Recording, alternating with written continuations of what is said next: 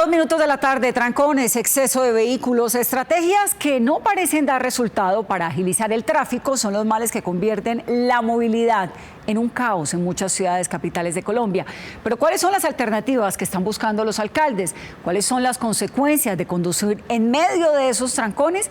Vamos a desarrollar este tema. Tenemos reportes en Bogotá, en Cali, en Sincelejo y en Medellín. Pero comencemos con Angie Camacho, que se encuentra en el centro de Bogotá, donde, Angie, no hay trancón hasta ahora. Pero ¿cuál es el análisis que se ha hecho, lo que proponen las autoridades que hay en Bogotá?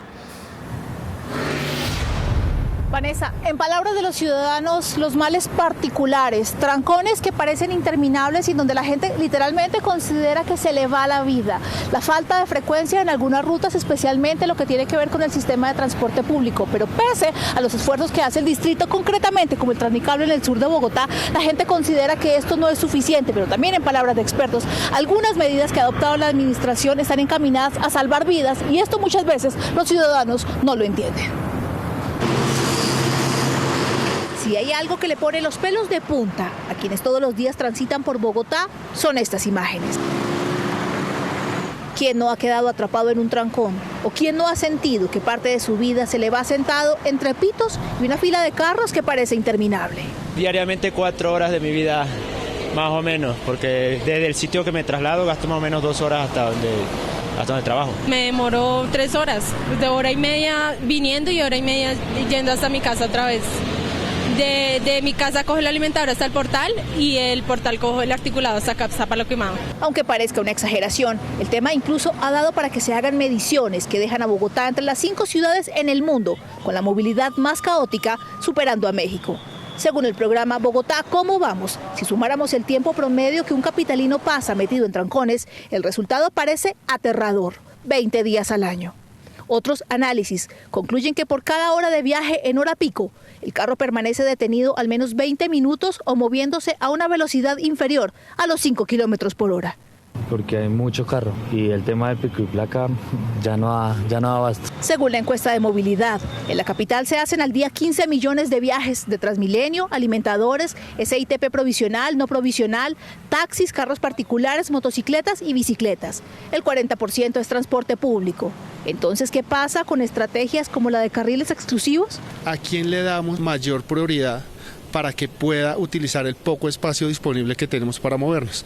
¿A ese 40% de las personas que utilizan el transporte público o a ese 10% que van en su automóvil particular? Pero lo que estamos viendo hoy es que un bus va en un carril preferencial, nadie sabe cómo funciona, ni siquiera los mismos conductores del bus, pero adicional a eso, ese carril preferencial termina en un trancón, lo que significa que eso realmente no funciona. Otra de las polémicas medidas adoptadas por el distrito es la reducción de 60 a 50 kilómetros por hora en los principales corredores de la ciudad, una medida orientada a salvar vidas. Máximo a 60 kilómetros normal y no es peligroso, pues 50 casi como andar en cicla. Un error de cruzar por una vía por donde en teoría no se debe, no significa que yo deba pagarla con la vía. Entonces esa medida, desde el punto de vista de seguridad vial, es perfectamente entendible. En lo que todos coinciden es que no hay una solución mágica para el problema de la movilidad en Bogotá, por lo que se requieren planes a largo plazo, más inversión y paciencia de los ciudadanos. Y así es, paciencia, mucha paciencia a los bogotanos, pero además una estrategia más contundente de parte de las autoridades partícipes en la movilidad para enviar el mensaje a los bogotanos de que se están haciendo cosas en materia de movilidad. Son las recomendaciones principales que hacen los expertos. Información desde el centro de Bogotá, Angie Camacho, Noticias Caracol. Y el peor drama de toda esta problemática lo viven sin duda los conductores y los usuarios que diariamente tienen que desplazarse en las peores horas de los trancones. Juan Diego Alvira salió a las vías y vivió en carne propia lo que es estar metido en los trancones de una ciudad como Bogotá.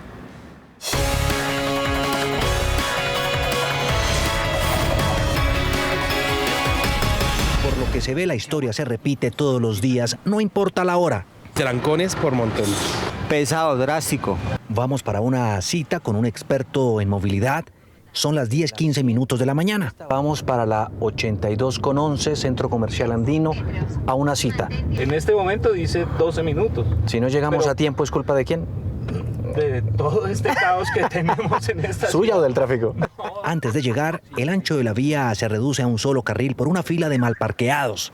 pero me aclaran que es por esta obra en construcción y no pueden estacionar donde se debe para descargar. Desastroso, sin orden, la gente no respeta. Llegamos unos minutos después de lo acordado, pero llegamos. No es hora pico. Las flores se las lleva el conductor. ¿Cómo va? ¿Qué ha ido? Se vino volando. Sí, usted, hermano. pero eso que cogimos trancones. Muchos carros para pocas vías, me dice el experto.